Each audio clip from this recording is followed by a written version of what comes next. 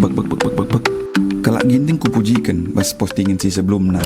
Irah nina piga-piga kalak si berkomentar. Ulah kamu lupa pendiri kota Medan nih. Si paling tajam kah? Ban ku bahas ginting dai paling jago nih ku. Irah nina ATMJ namanya pendapatmu nih naga.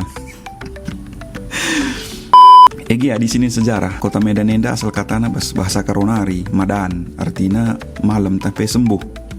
Jadi merenda jumpa mengguru patimpus ras anak Raja Pulau Berayan kalau Melayu cerja bukla kenda jenari bana perkutan guru patimpus ningan nela mu guru PPKN ya tapi guru matematika tapi guru bahasa Karo artinya tabib entah pedukun tapi arti positif ya dahina namari kalak bagi.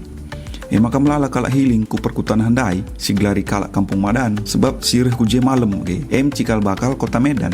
Tapi si Gundari jadi penungkunan yang kap adi merenda kalak ku Medan healing gelah malam pinakitna. Adi Gundari gua kira-kira kap endo. Jadi adi ngeluh dengan dari kalimbubu kami pelawi mergana guru patimpus. Gua kap endo prasana ngenin kota Medan si Gundari.